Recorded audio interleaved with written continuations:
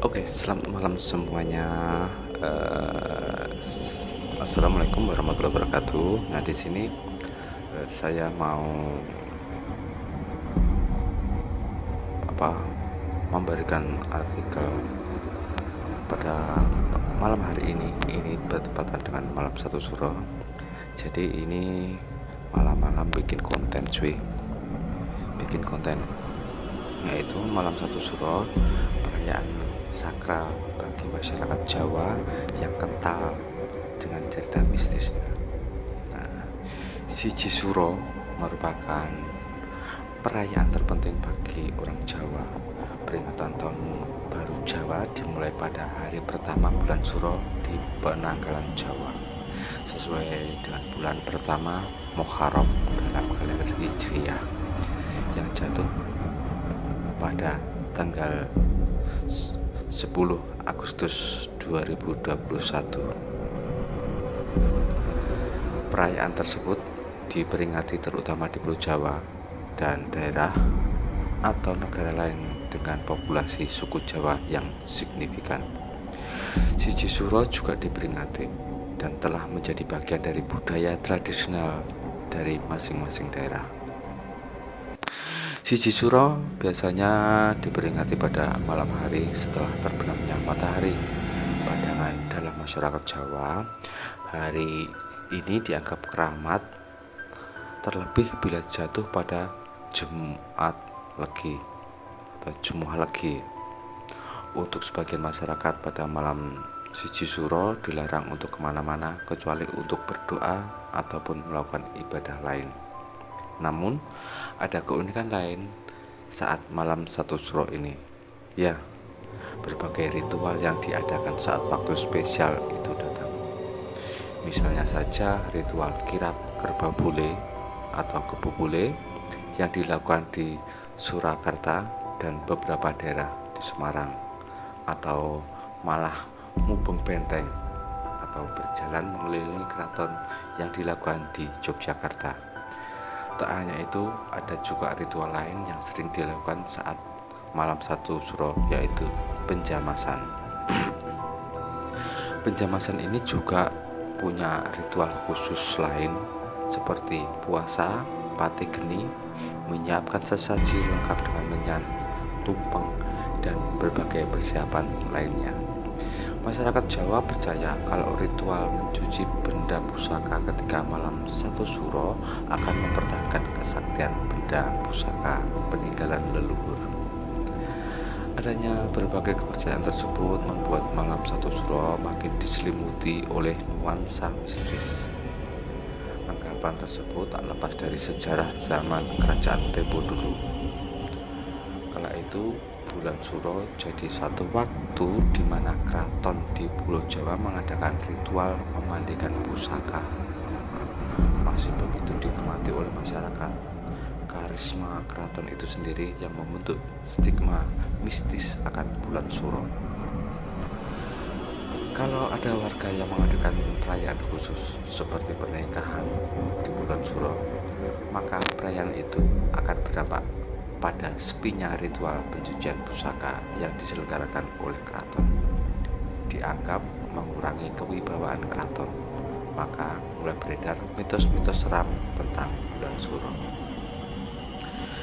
Tradisi ini juga jadi satu bentuk aksi untuk memupuk kesetiaan warga pada keraton.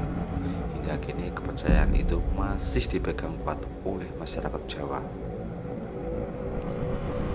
Di balik semua cerita yang terdengar, tak ada salahnya juga kalau ingin melestarikan tradisi, bukan?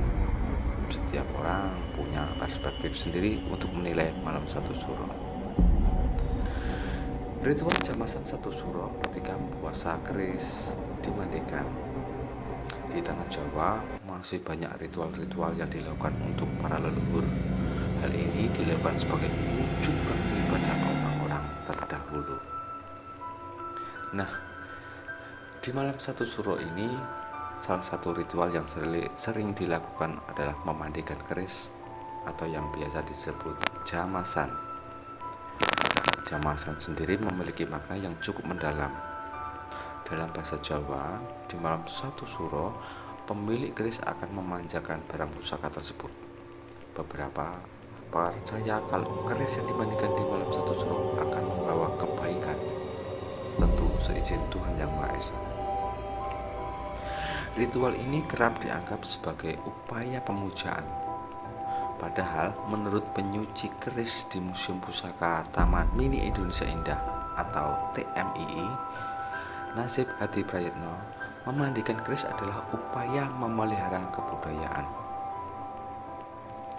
Orang-orang masih banyak salah persepsi mengenai memandikan keris di malam satu suro, paparnya pada Oke John saat ditemui langsung di ruang prakteknya di Museum Pusaka TMII. Nasib melanjutkan, tidak ada salahnya untuk Anda yang memiliki keris untuk merawat barang pusaka tersebut, terlebih jika itu adalah kenang-kenangan dari kakek atau orang tua.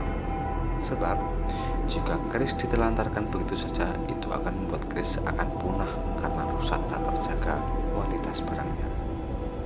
Lantas, bagaimana tata cara memandikan keris ini? Hal pertama yang dilakukan Nasib adalah mengucap niat dan doa sebelum melakukan pekerjaannya itu. Dia sendiri mengaku tak ada mantra khusus yang digunakan di malam satu suro. Jadi keris diangkat dan ditempatkan di tempat suci. Setelah itu, gosokkan jeruk nipis ke semua bagian keris untuk memastikan tak ada lagi karat di sana. Setelah itu, sikat dengan sabun cuci. Kalau sudah, masukkan kembali keris ke larutan air kelapa muda. Papar Nasib. Saya mengucap doa seperti Bismillah, sholawat, dan syahadat. Tidak ada pakai mantra-mantra khusus, ungkapnya. Setelah itu baru kemudian memastikan apakah masih ada karat atau tidak di keris. Jika masih, maka keris harus direndam di dalam wadah berisi air kelapa hijau muda dan kembang 7 rupa. Jika keris sudah dipastikan tidak ada lagi karat, maka masuk ke tahapan selanjutnya, yaitu menyucikan dengan jeruk nipis dan sabun cuci. Proses selanjutnya ialah mencelupkan keris ke dalam cairan warangan.